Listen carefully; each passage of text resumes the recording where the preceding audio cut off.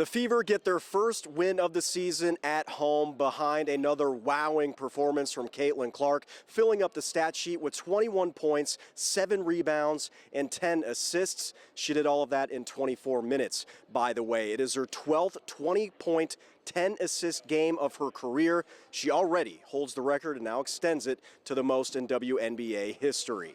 Yeah, I mean, I thought we played with good pace. I thought we took good shots. I don't think we fouled as much in the first quarter as we did the next 3 quarters, so that probably helped us.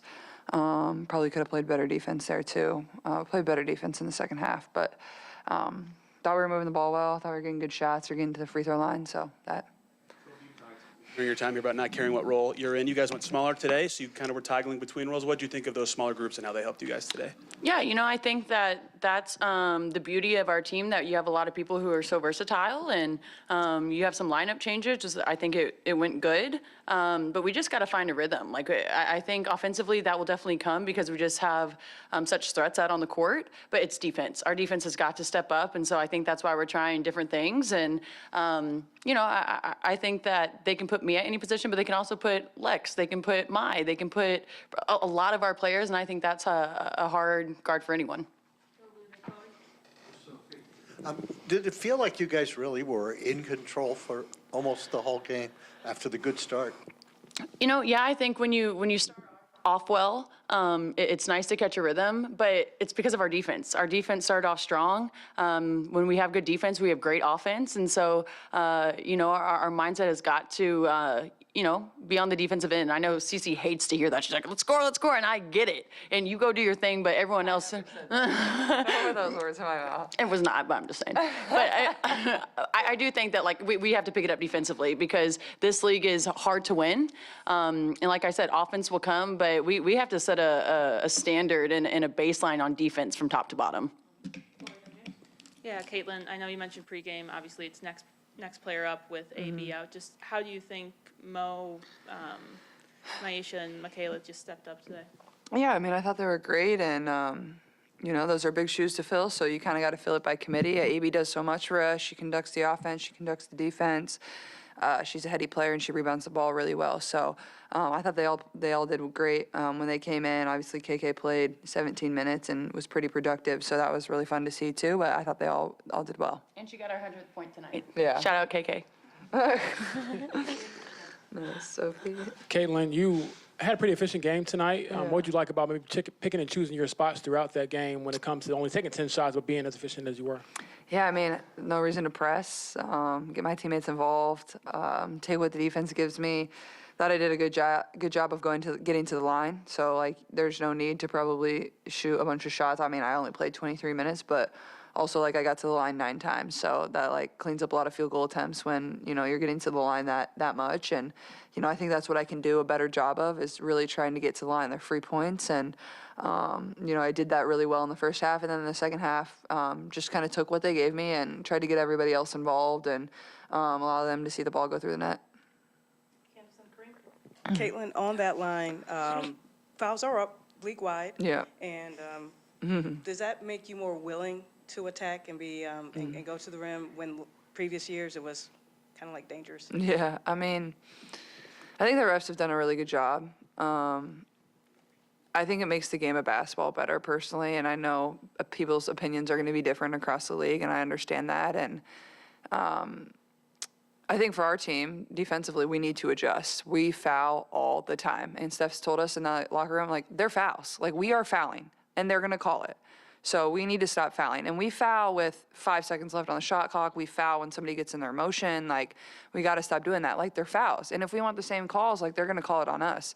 But at the same time, I know they're going to be calling that. So I've been trying to get into my motion a little bit more when I can feel people get really, really handsy with me, especially on the drives and stuff. And I think that's just been a focus for me, not because I know they're calling fouls. I want to get downhill. I want to get my feet in the paint because I want to set my teammates up, but also, it's nice that they are calling fouls. It does get a little physical sometimes. So I think there's a fine balance, and players will figure it out. But overall, I think the refs have done a really good job. So I got to give credit to them, too. That was really nice. I mean it. Hey, Caitlin, I got one for you. Yeah. Apparently, they adjusted the box score from last game to give you 2 more assists, which gave you the Yeah, I heard career about that. record for most 21 10-assist games. Yeah. Have you ever broken a record 2 days later? And does this I think that one might be mean, a first. That's a good point. and does this one mean anything particular to you? Not really. I mean, I always take pride in being able to set my teammates up for success, and I think that allows our team to really get flowing, and I can do a really good job of that. Like, I only played 23 minutes tonight, and I had 10 assists, so I think it shows the potential of what this team can do offensively. Like, they got to make the shots for me to get the assists, so half of it is them, and I got to set them up for success. So, like I said, I just try to take what the defense gives me the best I can, and can probably limit my turnovers a little bit. But I still think we can get like more transition assists. I think we haven't like really thrived in that area yet. And then obviously, like, a lot of this is like without really AB. Like, obviously she didn't score one game, and then she's been hurt one game. So it makes me excited about the potential going forward. Thanks, guys. Steph, I'll start with the defense. What did you like about your defensive effort for today? And then secondly, do you have an update on Michaela? I don't have an update on KK. I liked our defense at times, at moments. We did some really good things. I thought our activity level at times was better. Our help side was better. At times, our first and second rotation. It's just got to be more consistent. We're still fouling too much. We're still having a lot of breakdowns. But at times we were better, and that's what it's going to take. It's 1% better every day, putting one foot in front of the other, and collectively, having 5 people on a string. What'd you like about Lexi and that starting group? And kind of to that end, you've changed your rotation up every single game to some extent. What do you feel like you're still trying to learn with this group this year? Well, we're 4 games in with a lot of new pieces, so we're trying to figure out what the best combination of players is for the best net outcome. We know we got people that can score, we got some players that can defend, but we've got to have consistency throughout the course of the game. So we're trying to figure that out, and it takes time. It takes time. What was the first question? Oh, Lexi. Yeah, I mean, I wanted to give a different look with defensively, have somebody else out there defensively, and I thought in our second unit we needed a little bit more floor spacing and shot making, and so I thought Sophie gave us exactly that. For part of the third quarter, you had a little small ball lineup with Caitlin, Raven, Lexi, Sophie, and then KK or Maisha. Just what did you like about that small ball lineup? Well, it matched. We could match them at that point, because they were small. So it allowed us to do that. I don't know if I like a big sample size of that with teams that have 2 bigs. But it just happened to be the matchup that we could play at the time. Steph, this was kind of the most complete game that we've seen from Caitlin probably in the 10 months, and her return only needed a couple threes, only 5 shots, led in every one of those categories. What to you seems like the most back or the furthest along maybe in her time back? I think her burst. I think her burst. I think you can see it not just in taking off with the ball in her hands, but you can see it in the lift in her shot.